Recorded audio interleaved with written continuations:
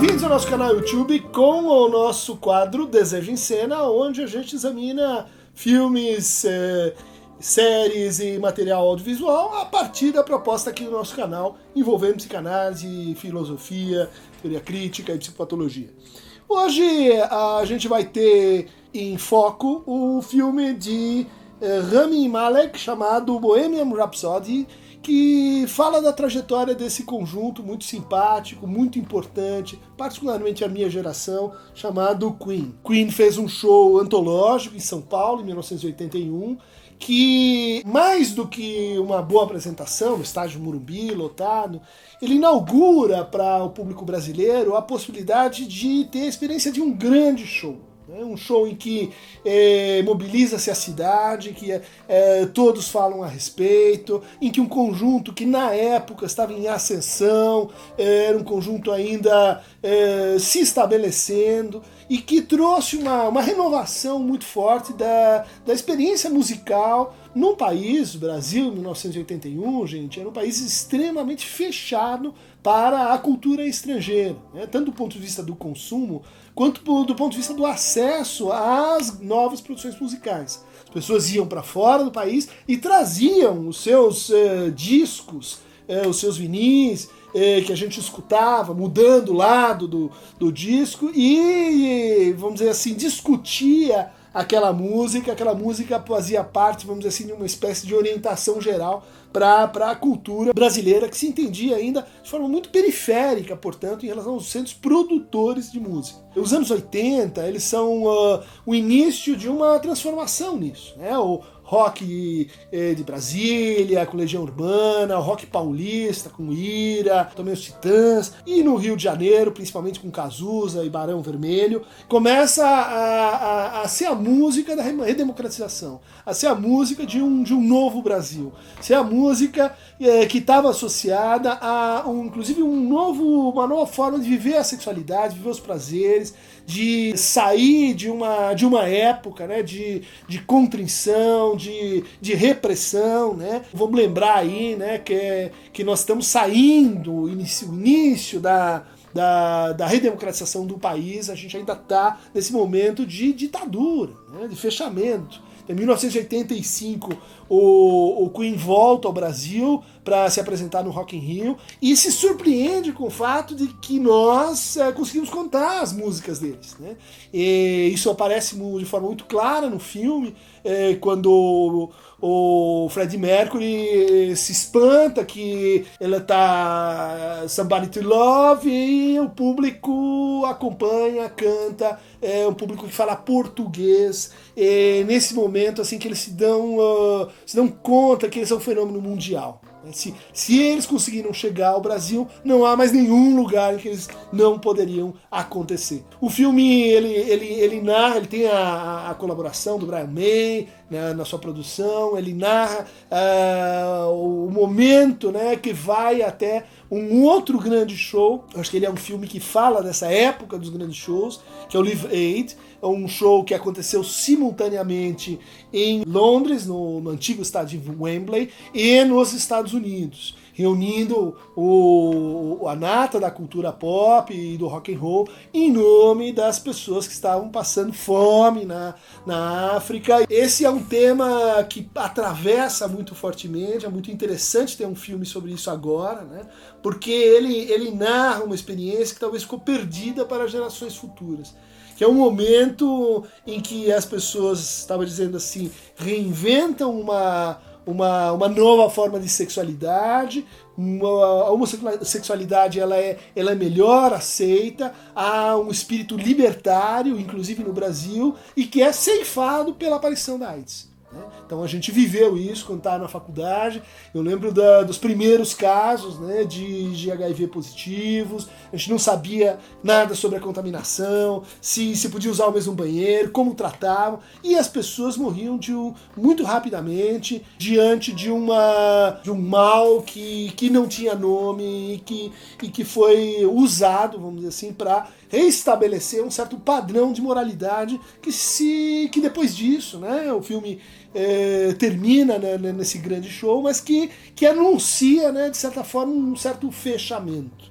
Então é um filme sobre o que nós estamos precisando agora. É um filme sobre como a arte, como o cinema, como a música, ela é capaz de inventar não só assim grandes representações, mas novas formas de vida. Ela é capaz de criar linguagens para um mundo que ainda não existe. Isso a gente vê nos experimentos do Queen, nessa coisa fantástica que hoje talvez a gente nem perceba mais, que é juntar uma coisa como a ópera, né, a alta cultura, cultura erudita, com uma coisa assim popular, como o rock, com rimas simples, mas também com manobras de ritornello, manobras vocais muito difíceis. Queen é contemporâneo do que a gente chama de Cultural Studies, que justamente trouxe para as universidades, trouxe para a pesquisa acadêmica, e esse projeto de, então, misturar Shakespeare com histórias em quadrinho, misturar, assim, aquilo que são os clássicos gregos com a cultura pop. Essa mistura era uma tarefa intelectual, uma tarefa onde Bernard Williams, Stanley Hall, o grupo de Birmingham, né, se dedicou a produzir uma outra inserção, né, do discurso acadêmico a partir disso. O Queen é um exemplo prático, né, dessa mistura. O Queen é um exemplo desafiador, né, de uma espécie de vanguarda. Eu não gosto muito do conceito, mas de como é que se forma uma vanguarda. Inclusive a própria ideia, né, Bohemian. Bohemian é uma referência aos boêmios, que é uma boemia, que é uma parte da Tchecoslováquia, Ucrânia, onde havia muitos ciganos, e esses ciganos eles são expulsos no final do século XIX até 1850, pelas perseguições eslavas, né, e eles vão se deslocando até o contorno de Paris, até o subúrbio de Paris.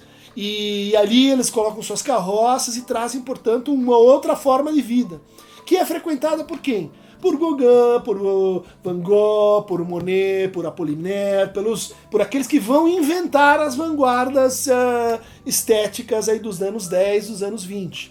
Por quê? Eles iam para a periferia, encontravam ali uma outra forma de sexualidade, um outro tipo de família, outra forma de língua, uma vida errante, uma vida nômade, e disso veio então a palavra boemia. Né? Então, boemia é o nome de quem nasce na Boêmia, quem nasce na Boêmia são os ciganos que vão para Paris, que vão para a periferia de Paris, que são reapropriados por um grupo, vamos dizer assim, alternativo, que gera a forma de vida boêmia que hoje a gente associa com passar a noite em claro, com a discussão, com a criação, com a vida que não está baseada na produção-reprodução, na vida que é capaz de pensar, então, outros mundos. Né? Rhapsody vem dos gregos, os rapsodos, um dos povos que formaram a Hélade, a Grécia Antiga, e que estavam associados com a alegria.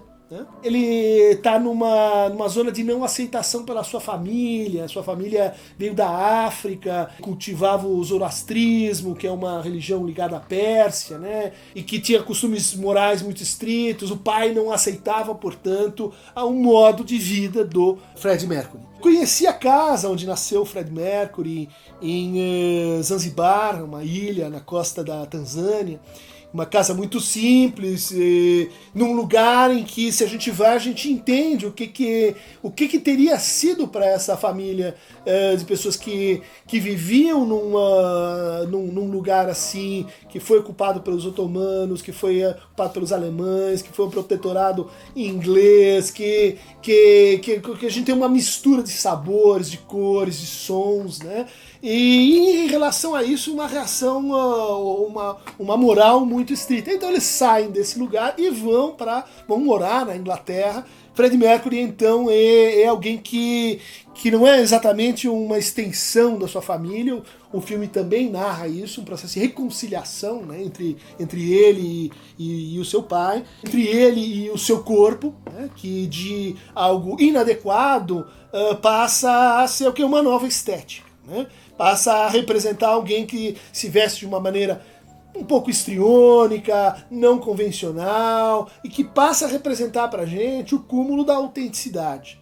Ou seja, aquele que está fora, aquele que está inadaptado, aquele que a gente critica como fora da ordem, e ele é claramente o anúncio de uma nova ordem, de uma outra forma de vida que está aí vindo. Então a música e a vida se combinam admiravelmente na trajetória do Fred Mercury, inclusive o processo dele de transformação, de mudança de nome, a relação dele com o grupo, e que a partir de um determinado momento, né, a própria assunção da homossexualidade passa por uma ruptura com aqueles que tinham formado o Queen originalmente e que leva ele a uma experiência de desmesura.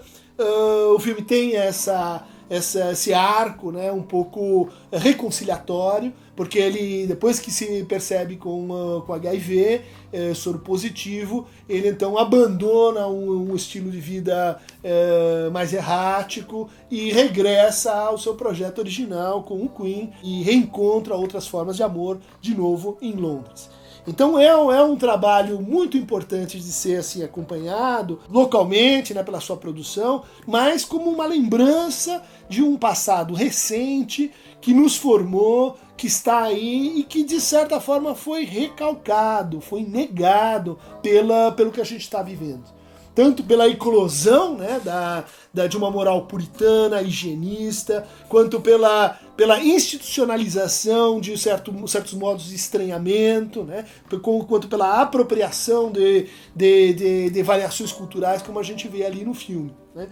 Isso tudo marca, sim, o valor do pioneirismo do Queen dentro do rock, dentro da cultura, dentro da moralidade ocidental. Então, gente, para colocar outras perguntas, outras questões sobre filmes, sobre produções audiovisuais, sobre séries, encaminhe a sua pergunta aqui no Aqueronta Movebo. E não esqueçam de mandar sugestões para o Falando Nisso, de filmes que vocês querem ver aqui, analisados, recortados e criticados. Ficamos por aqui hoje.